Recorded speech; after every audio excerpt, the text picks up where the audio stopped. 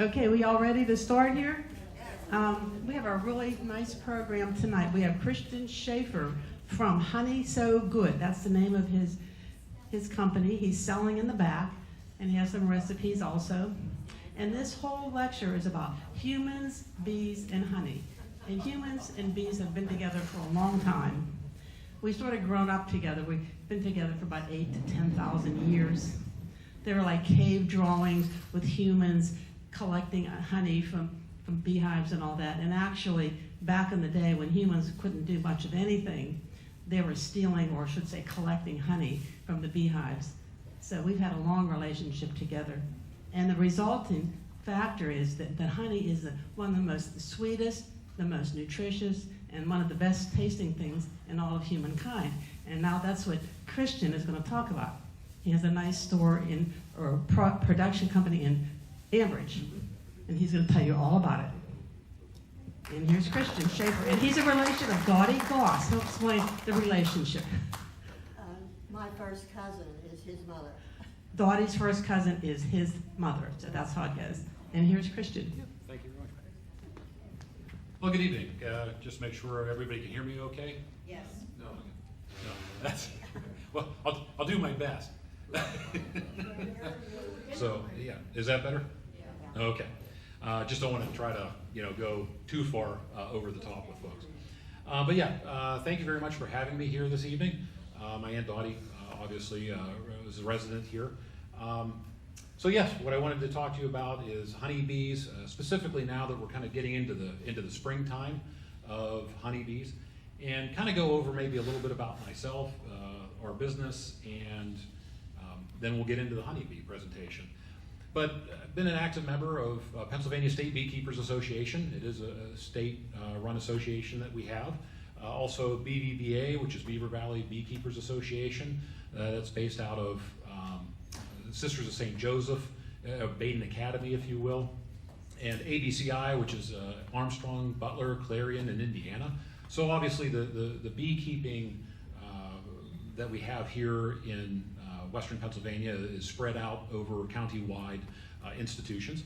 I've been keeping bees for 12 years with my wife Tracy. She couldn't be here tonight, but we kind of tag team the bee yards. Started off really as a project from our community garden at Oak Grove Lutheran Church. They wanted to keep honeybees to help with greater fruit sets because they donate the produce from the gardeners to the Mental Health Society of Beaver County. The gardeners rent the plots. They can take everything that they want, but hey, when you've got 52 zucchini coming in at the same time, what do you do with all the extra zucchini? So it goes to help other families in Beaver County. We wanted to try to boost those crops, so that's why we wanted to keep honeybees. And for me, it became more than just a hobby. Over the last 8 years, we've grown what was a hobby into a sideline, what we were considered a sideline business. What sideline means is a hobbyist beekeeper is up to 50 hives. Sideline is from 50 to 800 hives. 800 plus is commercial. So we're a sideline operation. We operate about 200 hives from Old Economy Village in the south. They host some of our hives there, up to Lutherland in Prospect, up in the north, as well as heading towards Portersville, kind of along Route 19. 14 different locations where we have those hives, mainly on farms, but some are orchards, or obviously Old Economy is because the Harmonites had bees with them when they came here. What we do is, obviously we brought some honey with us tonight. We sell honey.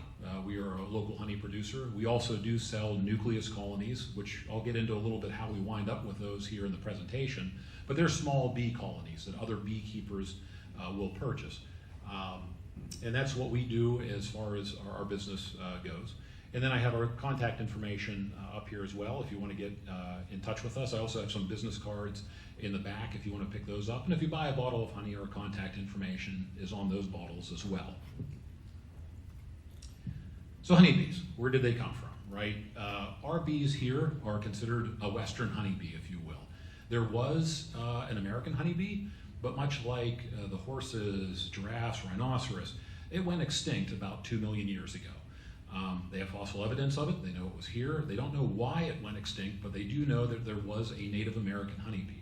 So up until the colonists came, right, you can start seeing some older dates on the maps here, 1622 being one of the earliest ones.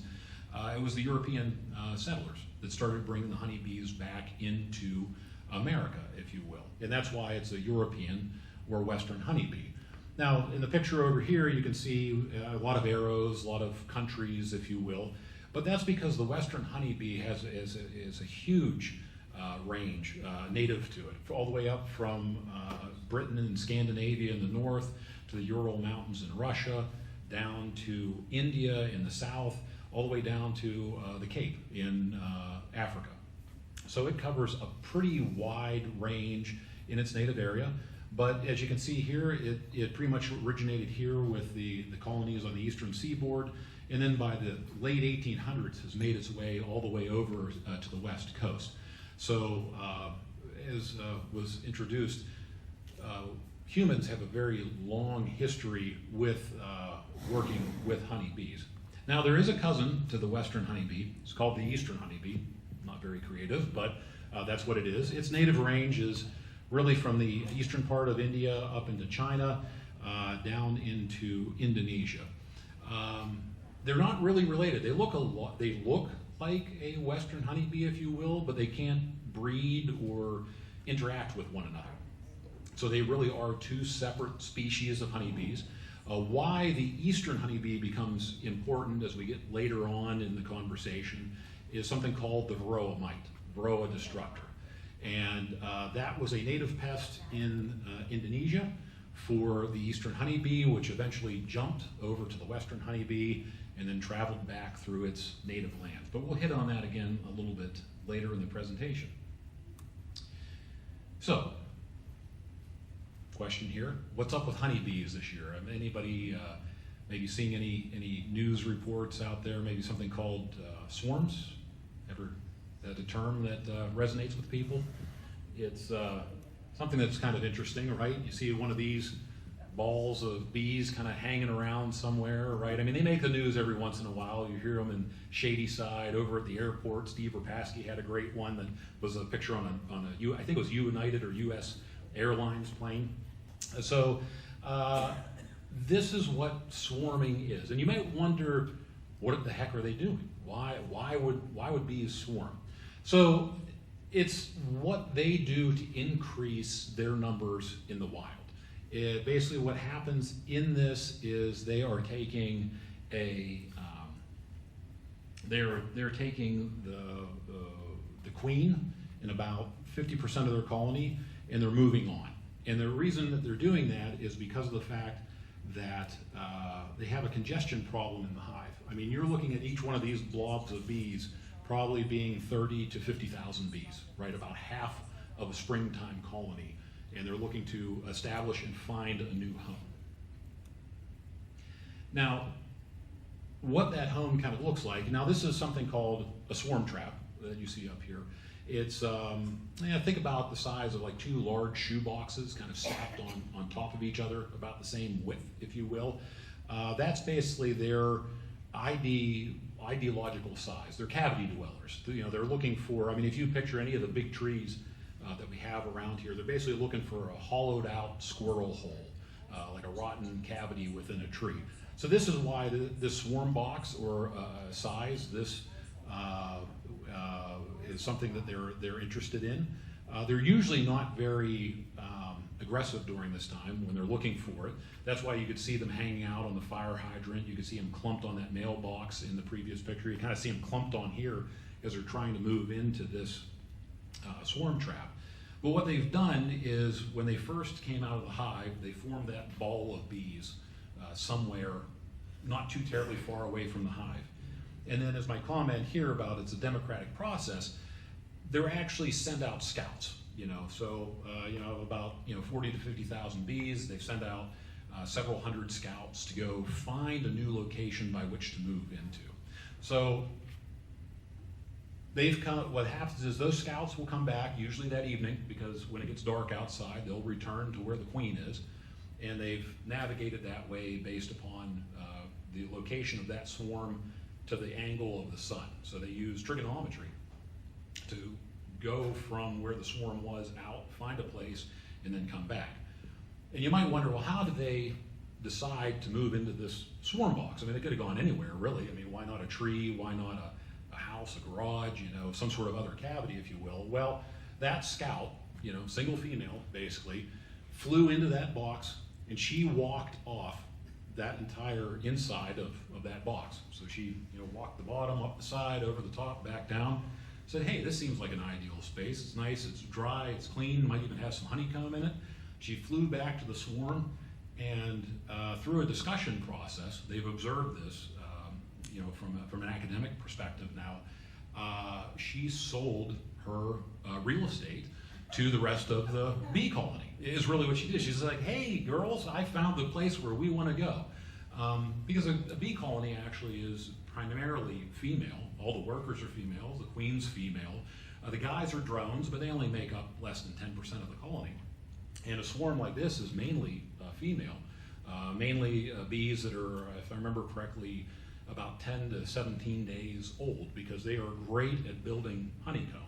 So she went back, she said, I got the ideal space, and they discussed it, maybe like a card club or something like that, right?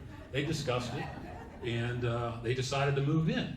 And when they did, they lifted off, into a cloud, is basically what you would have seen, and then they clustered on this, like you see this glob of bees here and on the side, and they are all in the process of marching into that small opening, which isn't very much bigger than about 3/8 of an inch by, say, about 3 inches.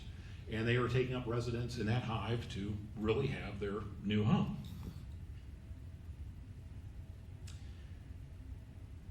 And how they kind of got to the swarming process is, like I said, the queen left, a chunk of the hive left with her, but why did they do this? They had this congestion, and what happens to the hive after they decided to leave? And so what it was, the old queen, the mother, the other bees in the hive said, hey, think about, your families when you were younger, right? It's a summertime, kids are running around the house, nice day outside, go outside, get out of here, go play outside. Same thing kind of happened. There was just too much going on. They were running out of room in these cells to store resources. There wasn't enough room for the queen to lay more eggs. So the group of manager bees, alpha bees, if you will, decided, hey, we need to do something. And that's where they start the swarming process. And what you can see up on the top here is that there's some of these funky looking acorn cells. And they're all the way down at the bottom of the frame, in the frames. In a natural hive that's kind of in a tree trunk, it would be down along that bottom curvature of the honeycomb. So this is why they always kind of gravitate towards the bottom. But they're a special cell that allowed the queen, the mother, to lay an egg in there, and then what the bees will do is they'll elongate that cell. They'll give it an extra dose of something called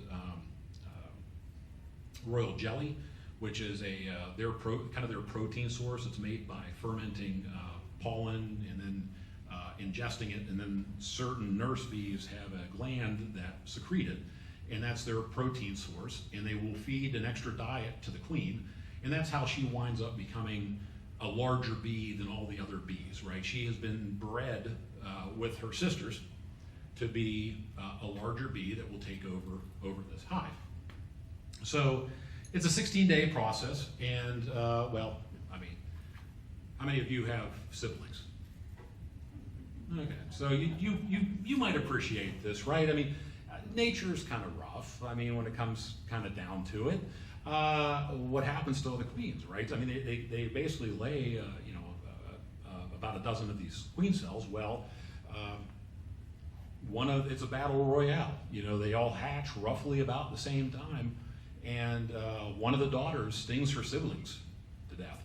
It happens, but that's how one of the daughters winds up taking over the colony from her mother.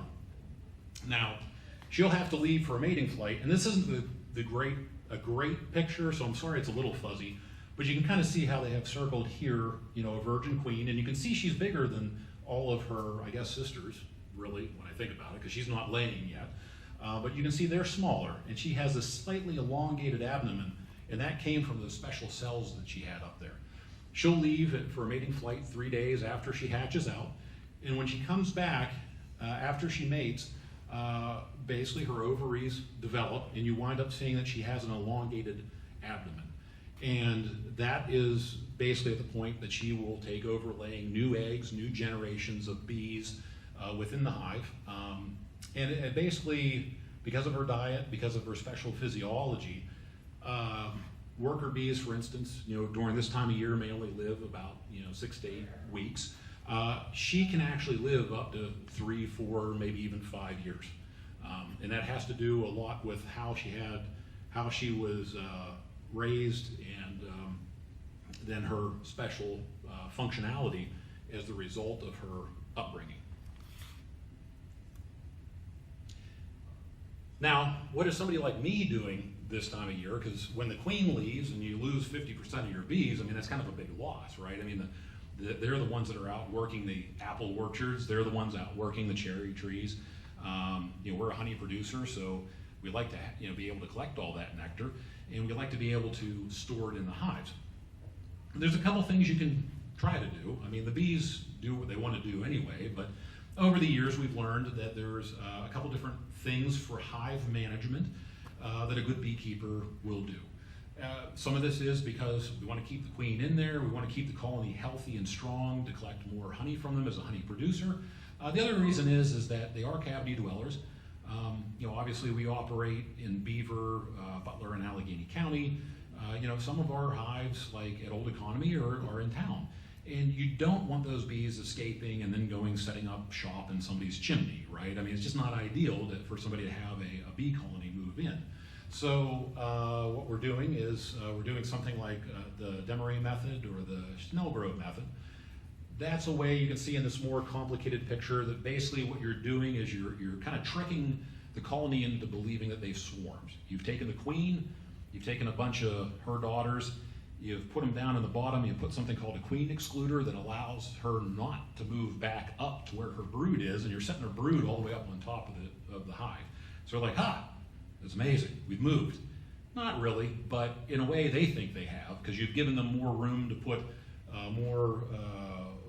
allow the queen to lay more, and then as the brood hatches out up above, they have empty cells by which to deposit pollen, which to deposit nectar, and convert that into honey up at the top. So you basically have restricted her ability to move throughout the hive, kind of fools them into thinking they've already swarmed and gotten more space, and you kind of keep the colony together as a whole. A lot of work. I mean, I can tell you I've done some of these over the years, and you're moving a lot of boxes around. And oh, by the way, if they have a good amount of nectar in those boxes, they're anywhere from 40 to 80 pounds, right? So it's not exactly a light lift, if you will. But something else we do is splits. And there's a couple different methods up there: walk-away split, a flyback split, nucleus split. So the flyback splits and the walk-away splits are kind of what you're kind of seeing here. In one method, you're basically splitting the colony between two. So you have the queen in one, you have all the worker bees that are coming back, the foragers, with her, and then the other one you've moved the brood nest over, and they can basically raise a new queen on their own. A lot less work, but basically one of those colonies isn't going to be very productive for honey-wise afterwards. The nucleus split, that's what we do in the spring when we sell colonies. We're basically pulling the queen, letting that colony requeen as a whole. So in general, the colony remains larger as a whole, and it allows us to then turn around and take those bees, which are overwintered, survivor bees, if you will, and sell them to beekeepers that are looking for colonies that originated here in western Pennsylvania. So the advantage to the swarming prevention by doing the hive manipulation for us is to produce a bigger honey crop. But at the end, down by doing the splits, you're reducing your workload as a beekeeper. But one of the big things, and we'll kind of get into this, here's that word that I mentioned earlier, reduce the varroa mite population. A split is one way to reduce varroa mites. So, varroa mites, and this is where we kind of get into, right? Because I know that the people in this room, like myself, can remember a time when you were younger and your parents would tell you, don't go out into that yard, you're going to wind up getting stung, right? You're going to step on a honeybee. You know, put your shoes on, put your sandals on. What's wrong with you? Don't roll around in the yard out there. I can remember going into my grandmother's yard in Leedsdale, and you would see Dutch white clover and dandelions, and they would be covered in bees. Well, you know, that's where, you know, right, no shoes, no shirt, no service, right? Because what happened to all the honeybees? Well, it's this thing, right? That's that varroa mite that I've been talking about. Quite frankly, it looks like a blue crab in a lot of ways. It's a mite, you know, and you can see here on a bee, it's quite a sizable thing. If you were looking at it, you can see it with the human eye. It looks about the size of a pinhead, if you will, maybe like a ballpoint pen roller ball, if you will. This came over from Indonesia. It started there. It was part of the eastern honeybee that I talked about earlier. Jumped to the western honeybee because there were western honeybee colonies kept there in Indonesia. Eventually made its way up to eastern Russia, from eastern Russia, across Siberia into Europe, and then from Europe it made it over here to the US in about 81 or 82. And it won't kill the bee, to be fair. You know, I think some people think, oh geez, you know, and it does, it lives off the bee's blood, off the bee's liver enzymes, but it itself won't kill the bee. Like with us in mosquitoes or us in deer ticks, right? The mosquito won't drink enough of our blood to kill us, you know, the deer tick won't. It's the diseases that they spread, like yellow fever or Lyme's disease, those are the things that hurt us. And that's the same thing that's going on here with the varroa mite. So,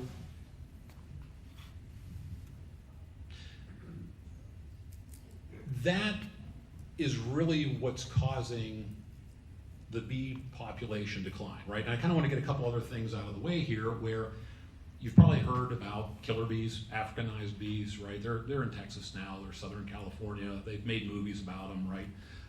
Yeah, it's a problem. They're bred of a African bee with a European bee. Remember how I sent that range, showed you the range earlier where from Europe all the way down to Africa? So they're all Western honeybees. They just bred two of them together down in Brazil. And they wound up with, they were looking for a bee like the African bee that could carry more nectar and was as docile as the European bee. What they got was something that was as cranky as the African bee and carried as little honey as the European bee does. So they got the opposite of what they need. The problem is the queen, like I was talking about swarming, they merge 1 day earlier. So 15 days versus 16 days. As a result, bee colonies from the north of Brazil to now the south of the United States have Africanized bees. They are honeybees. You do get honey from them, and that's why people work them there, but they're also limited by cold. So they are not well adapted to the cold. They will die off when we had a cold, harsh winter like we did this past year. So they are a problem, but they're not, you know, the end of the world, if you will. Chemicals, yeah, you know, our pesticides have changed, our herbicides have changed. What they do is they kind of get into the colony, they wind up tainting the food supply for the colony. So it's not that they themselves will kill the colony, but a colony that is already weakened by mite disease is not going to tolerate these impurities that are being brought in to raise their new bees very well. And then, you know, the other thing is CO2, forage loss, they're kind of tied together in a way. With more CO2 in the atmosphere, plants grow more quickly. You would think that's a good thing, but the bad thing is then the pollen isn't as dense on those plants. And you combine that with the fact that we spray a lot of our fields with no-till. Yeah, it's just not the same kind of farming that it used to be. So where a lot of these colonies used to have tons of wildflowers all over the place, they're losing some of that. But again, there's not one thing that is quite as devastating as the varroa mite. That is really the 800-pound gorilla in the room. And this is ultimately the impact of what the varroa mite did to the bee population here in North America. You know, basically at one time, you know, they estimate there was about 30 million colonies here in the US and Canada. Mite shows up 81 or 82. Now you can see by the late 1990s, early 2000s, this graph is directional. It's actually measuring biodiversity, but ultimately you can follow the same trend line to what happened to the bees. We went from 30 million feral colonies down to probably a little over 1 million. So about a 97% decline. It is all because of the mite diseases. And this affects all corners of the globe. Australia was the last continent that didn't have varroa mites in it, but it showed up there just a couple years ago, and they are dealing with the same kind of colony loss the rest of us have. So this is why, unless you have a beekeeper nearby, you just aren't seeing, honeybees out on the dandelions, out on the Dutch white clover, any of the other flowering trees that you might have on campus here. And really, unless you have a beekeeper near you. Now, why that becomes important, and there was just a wreck here about a week ago, maybe a week and a half ago. You'll see them. There was one last year. It was a semi-truck of bees going up to New England states for blueberries. This past year, past week, I don't exactly know where it was going, but it was out on the East Coast here. A truck wrecked. The bees got out. You might be wondering, why are people trucking these bees all over the place? Well, one, because when you went from 30 million wild colonies and nature was just pollinating all of our stuff for us for free, down to less than a million, your beekeepers have about 3 to 4 million colonies under management.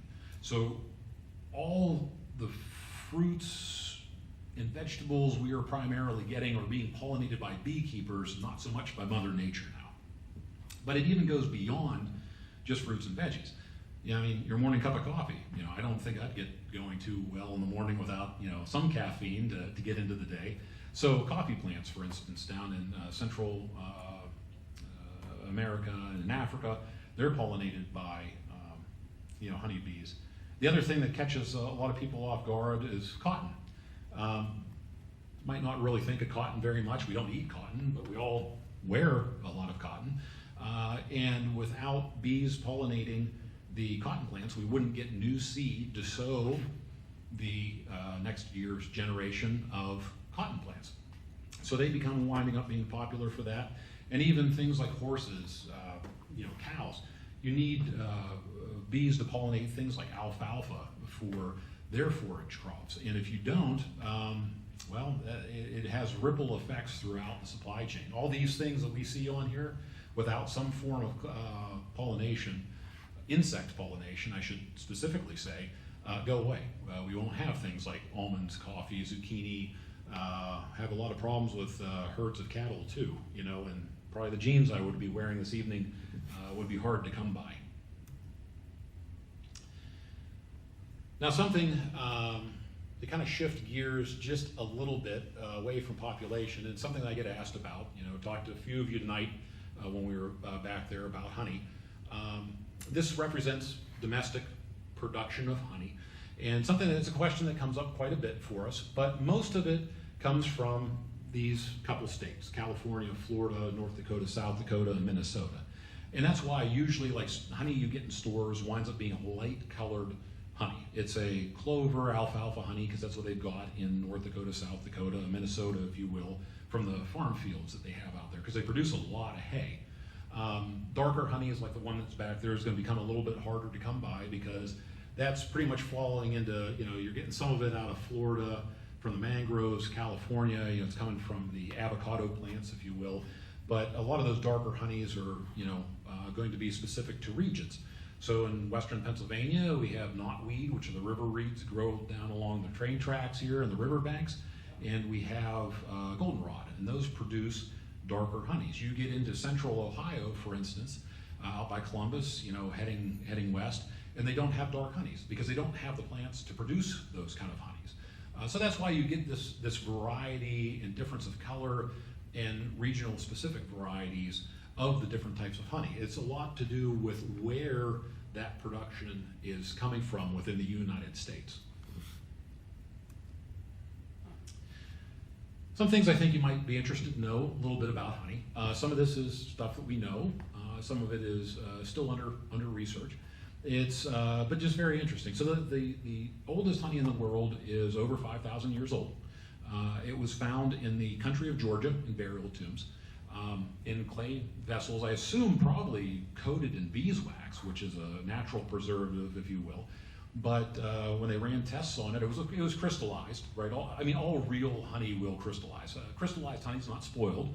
It is just what honey does naturally. So it was crystallized, but when they ran tests on it to find out if there was any bad bacterial growth on it, even after 5,000 years, it was still safe to eat, which is absolutely amazing, right? I mean, and that's why, burns, wounds, things of that nature. They found pictures with the Egyptians. That's the second oldest honey, if you will. They found honey in the pyramids, some of the burial tombs, 3,000 years old, as well as hieroglyphs of the Egyptians bringing these vessels into battles and treating their warriors. Well, they found out years later when they dug up one of these vessels that it had honey residue in it. And it started to make sense to them that the Egyptian army was transporting honey into battle, so when wounded soldiers would come back, I mean, I don't know if they would really have completely understood it, but they knew if they would wrap the wound in a honey-soaked gauze, that the warrior would recover more quickly than if they were just left to their own devices. So, it's been something that has been used in that respect for a long time. Obviously, the colds and coughs, they tried to disprove this scientifically. It was kind of interesting, but the more they tried to disprove it, the more they found out that, yeah, it works because it's antimicrobial, it's anti-inflammatory. Also skincare. I mean, people make lip balm, Burt's Bees, lip balms, lotions, shampoos. The wax, it has a beneficial, hydration for your skin. Humans have used it for a long time. And then we get into some of the other stuff that really is, it's still being investigated today, but more evidence is coming up of these kind of things supporting how, I guess I'll say, miraculous honey really is. They're looking into basically how its effects on liver function and cholesterol, and that it can lower bad cholesterol and blood pressure, acid reflux. In fact, some of the interesting ones, and again, this is all being proven out, and none of this is written in stone yet, but things like MRSA, antibiotic resistant infections, they're looking at it for treating that.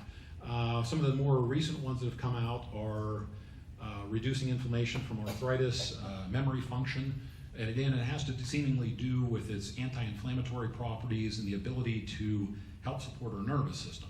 Now, again, I'm not a doctor, I'm not a nutritionist. I mean, these are things that are largely being studied over in Europe, but it just goes to show how something that we have had such a long history with, that kind of fell out of favor when we found when we started producing antibiotics commercially back in 1950, are now coming back in and saying, well, there is actually a place for this thing. It wasn't all just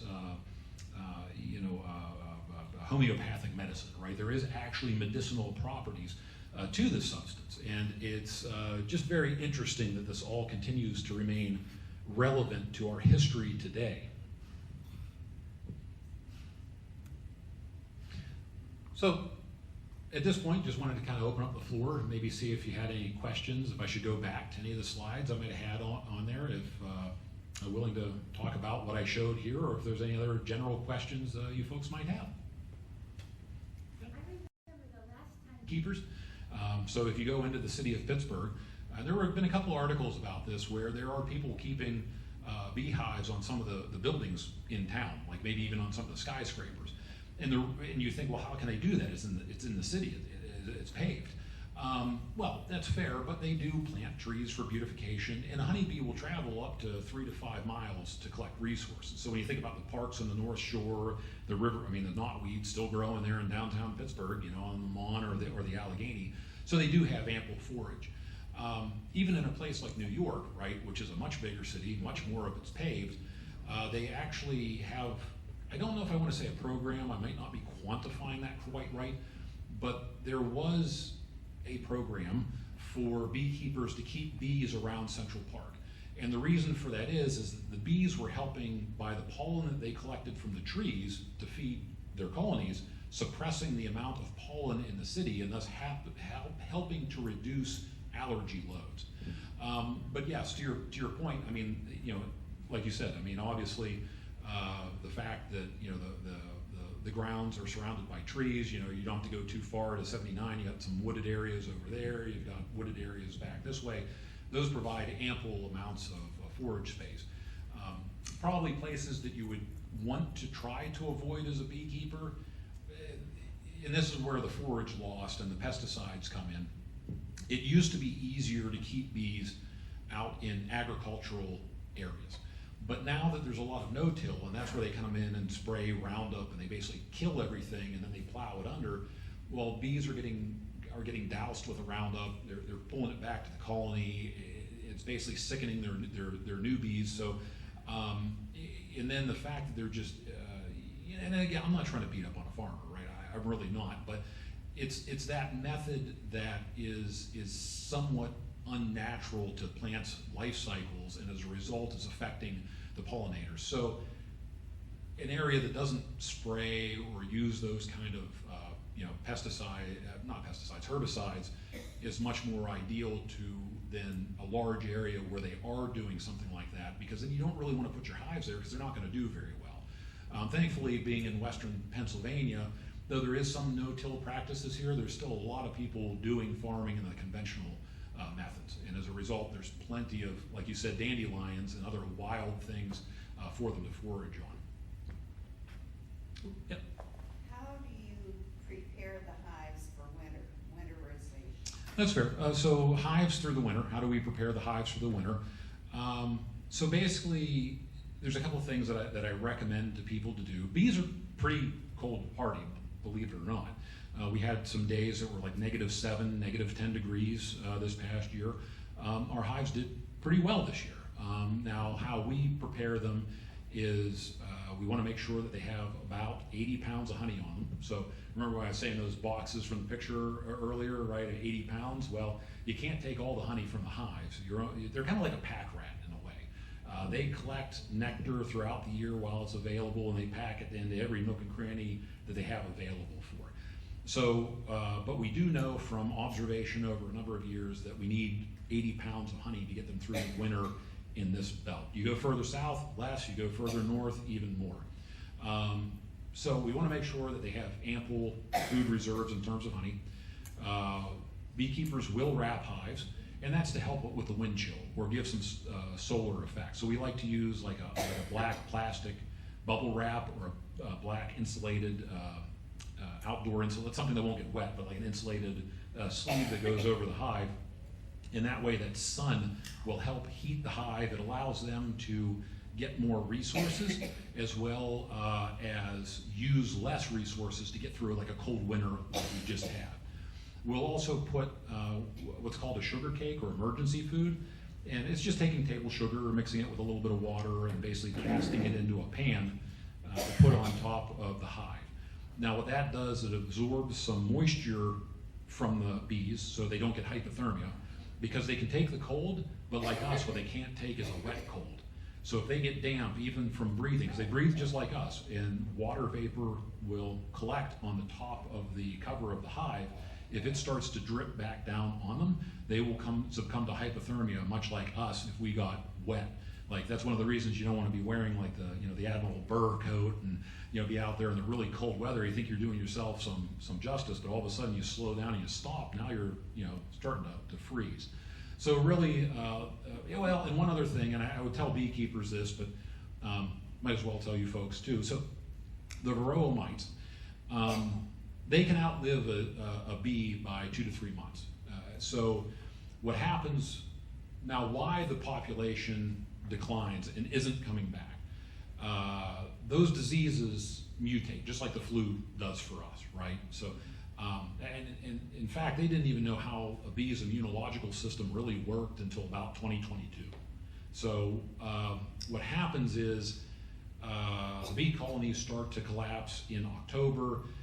In November, you get that first cold spell, end of November, beginning of December. Those wee colonies are dying. They can't cluster very well. They can't stay warm. They can't overcome the thermal loss from the cold winters that they have. They die. Those mites that were affecting them are still all in that hive, as well as any resources that they collected over the course of the summer. So now what will happen is your healthy bees from your colony that you're managing the mites and treating the mites for will go in and rob that colony out. And they've got pictures and evidence of this. So you'll wind up with a bee coming back 15, 20 mites on it. And now they're infecting your healthy colony. The advantage in the wintertime is the honeybees don't have any brood. They've stopped raising new bees by end of October, and they won't raise any new ones until after the winter solstice. They're very acute to sunlight. They seem to understand it better than humans do for whatever particular reason. But so what I would tell beekeepers to do also is what's called an oxalic acid vapor treatment. So oxalic acid is something found in plants. It is something that the bees tolerate naturally. They've worked very hard to actually keep the beehive at a certain level of oxalic acid. So as a beekeeper, you introduce oxalic acid through a dribble or a vapor, and what happens is those mites have little suction cups on their feet, and their mouth, much like us, is a very sensitive organ, and that acid will burn those suction cups in the mouth, but the bees, it doesn't affect them. They're physiologically different, and they have a tolerance to it because they've worked with it for so many years.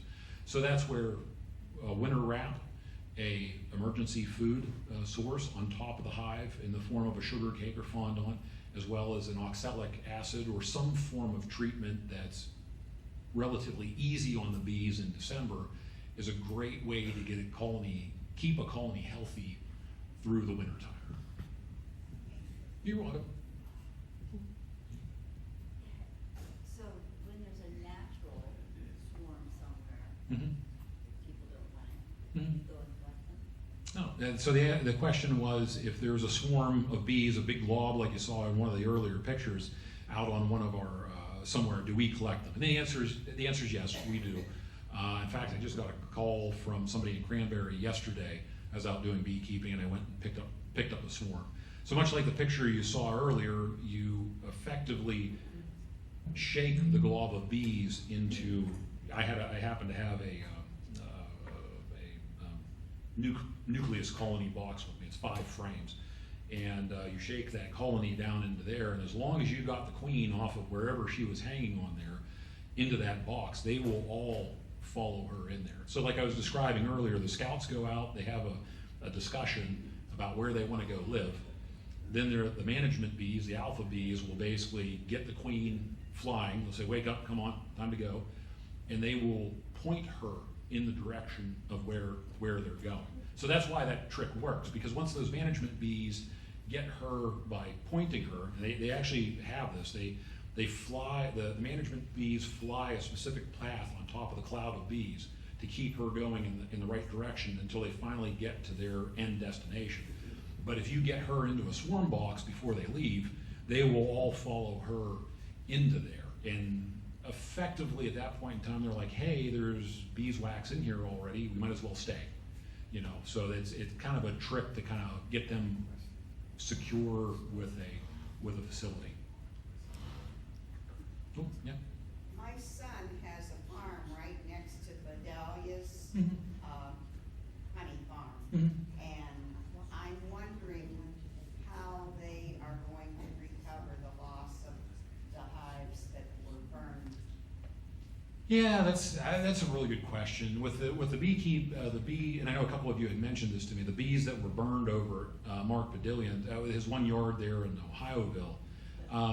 Yeah, that's a heck of a loss for any beekeeper. I mean, it's basically 50 hives. Now they're a little bit different than we have hives because he has his on pallets, and that's so he can move them for pollination purposes is what he does. But I mean, I don't know what his numbers were exactly, but I mean, just thumb in the air kind of estimating, that's probably a $20,000 to $25,000 loss in just equipment. That doesn't even account for the bees, not to mention as a beekeeper, I mean, Mark sells honey just like us. I know he does pollination and stuff too, but even if you had that equipment in reserve and you pulled it out of a shed, by the time you split those colonies and you're getting those bees ready, you've at least lost your spring and probably your summertime honey crop. So you've lost at least half of your year's potential honey that you would be bringing in. And that gets back to like why I was saying you need to leave 80 pounds of honey on the hive, because you can't just, even if they had 40 pounds in it, you don't want to just take it, because you like imagine the drought that we had last year, right? I mean, we got hammered last year when all of a sudden there wasn't any rain from July until the beginning of October. I mean, I was wondering if our colonies were going to have enough to make it, through the winter. So it's just not a good practice or what you want to do as a beekeeper to starve your colonies. So, I mean, at best, even if he had the equipment available, and I don't know if he did or he didn't, I assume not, because that's a lot of hive equipment just to have laying around. He's expecting to have a certain amount of honey to be able to sell, and he's not going to have it either. He's at least out that until at best fall. So that's why I was saying, I mean, the number I'm giving is kind of a thumb in the air kind of estimate. But I mean, I'm not even accounting for the building of the colonies and the honey crop that he would have in there. I wonder what the penalties are going to be, how you punish the individuals who did that damage. A lot of people said, oh, it's just bees, Well, it isn't just bees. Yeah, that, and I mean, I don't think I know enough to be able to specifically say how, but I mean, it would definitely, I mean, I shouldn't say definitely but I would say that it's at least going to be in the vein of property vandalism or I think damage. It's more than vandalism. It's a high cost loss. Yeah, to be fair, I mean, it might get into like people that are mistreating dogs or horses or things of that nature too. I don't know enough to be able to specifically say, but I would think, I mean, I know that they've offered a reward that got bumped up to $5,000 now. So I'm thinking that there would be some pretty specific measures taken to try to kind of address that. But again, I would be speaking. I wouldn't know for certain, but I agree with what you're stating. It was terrible. Well, Do we have honeybees in Alaska extending into the Arctic? oh, okay. So the question is, do we have honeybees going up into the Alaska and the Arctic? And the answer is yes. Actually, there are beekeepers in Alaska. They're going to greater extents with wrapping or insulation of the hives to keep them alive. Now, if you're further, that's going to be more applicable to beekeepers that are down along the Anchorage and the Palmer areas, if you will. When you start getting up into Fairbanks, it's a little too far north. Now, is the sun confusing to them in the summer?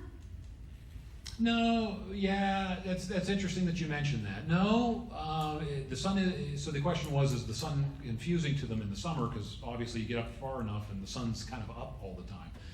Not really, it has to do with the angle.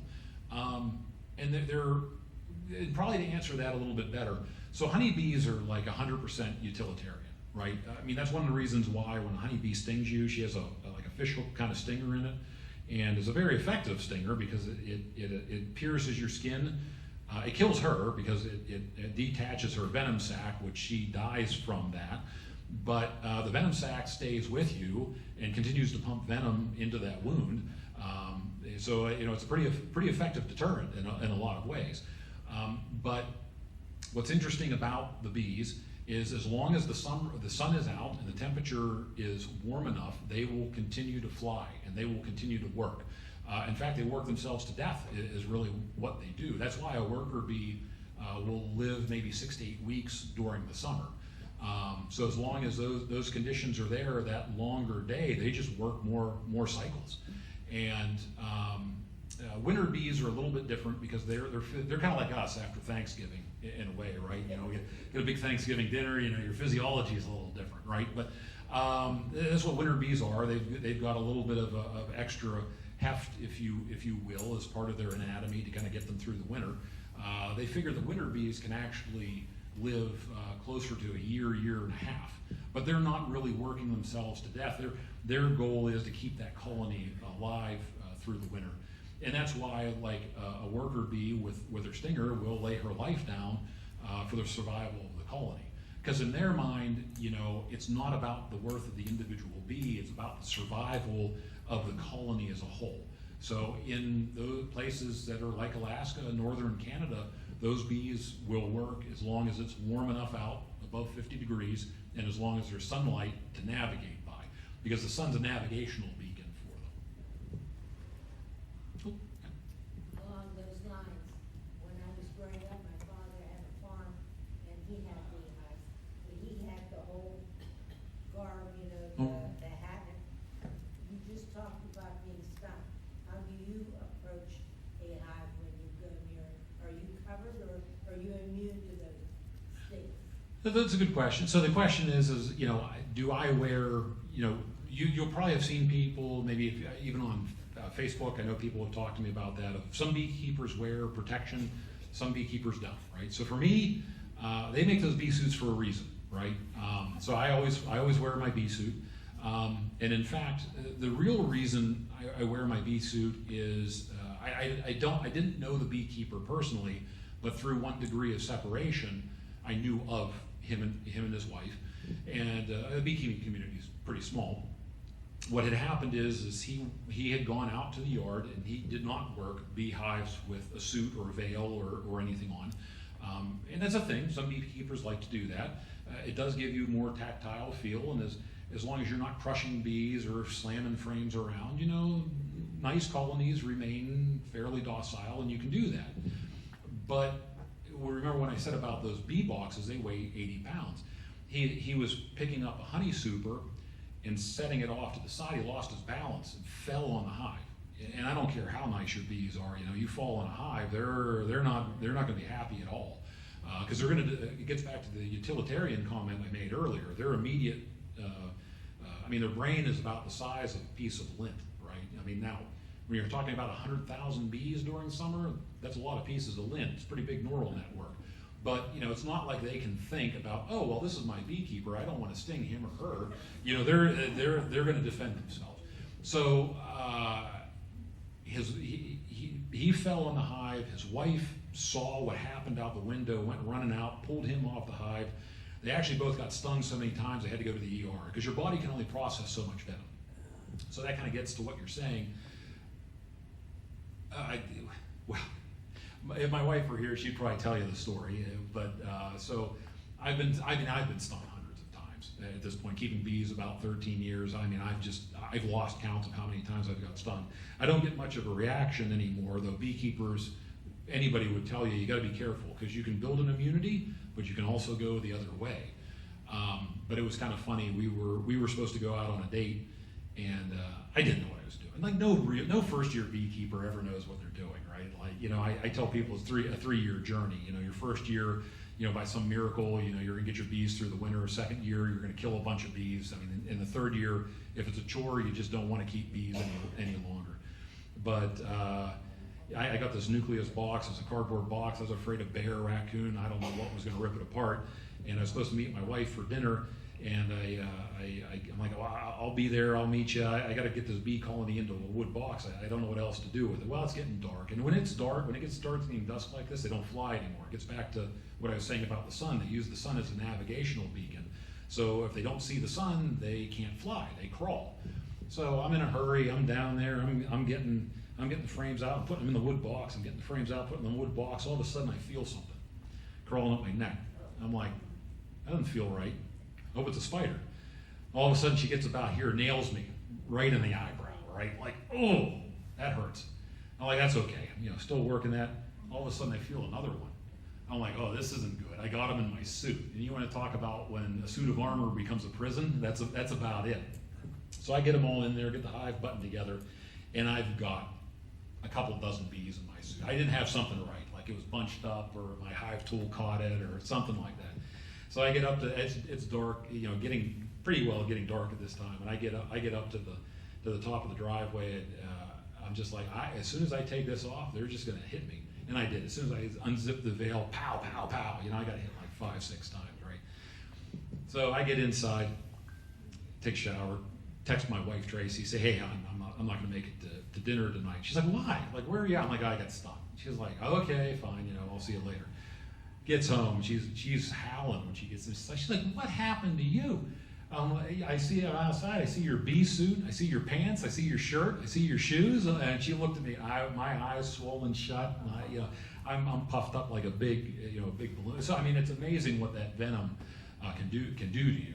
So as a beekeeper, you either develop a tolerance, but I do know beekeepers that carry EpiPens with them because they're allergic. And I got to give those folks a lot of credit because they're really committed to doing beekeeping if they're walking around with an EpiPen out there. But you either love it or you don't. So yes, that's why I always wear protective gear, because you just don't know what you're going to wind up finding. We had a fireman in Forest Hills. Mhm. He was out, they had bought some property, and he was mowing the lawn, and he hit a beehive, and he ended up dying from it, actually. Well, yeah, because the bee venom, bees. Well, and obviously there's yellow jackets and wasps and hornets. You can be allergic to honeybees and not be allergic to hornets, or you can be allergic to hornets and not to honeybees. Their venoms are different. Wasp, hornets, yellow jackets, they're insectivores. They hunt other insects. That's how they get their protein, and they have an acid-based venom. Honeybees, bumblebees, I don't think mason bees can sting you. Other types of solitary bees that do have stingers, theirs is a protein-based venom, and that's why you can. So they're cousins; they're all related. They're all stinging insects, but that's why you can be allergic to one and not the other.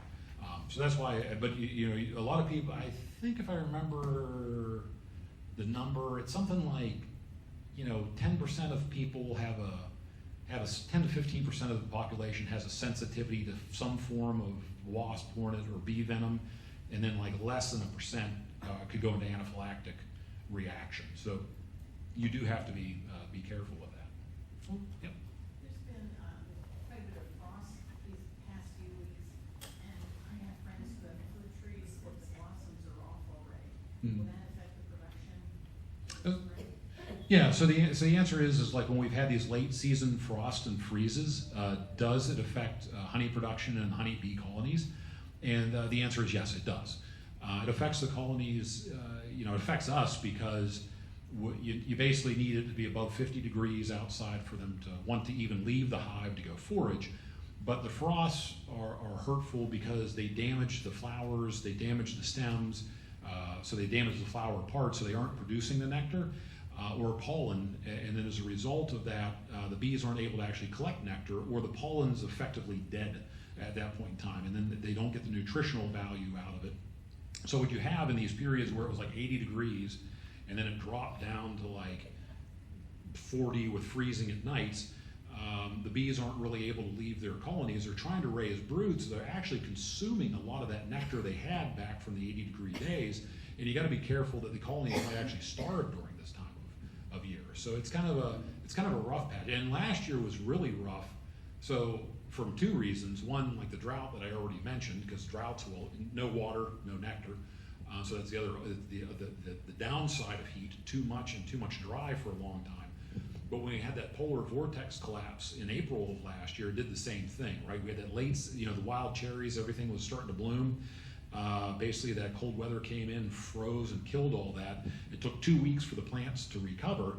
I had been through something a little bit similar a year or two prior, so I got sugar water feeders out on the hives because I'm like, this isn't good. So I was able to sustain my colonies through that, but there are people that lose colonies because they haven't had enough exposure to make sure that they get food on those colonies to get them through those colder spells. So not only does it affect me as somebody that produces honey, and that's kind of a livelihood, if you will, but it also can affect the health of the colony if they're building up brood and haven't stored enough nectar and honey away. You're welcome. Thank you.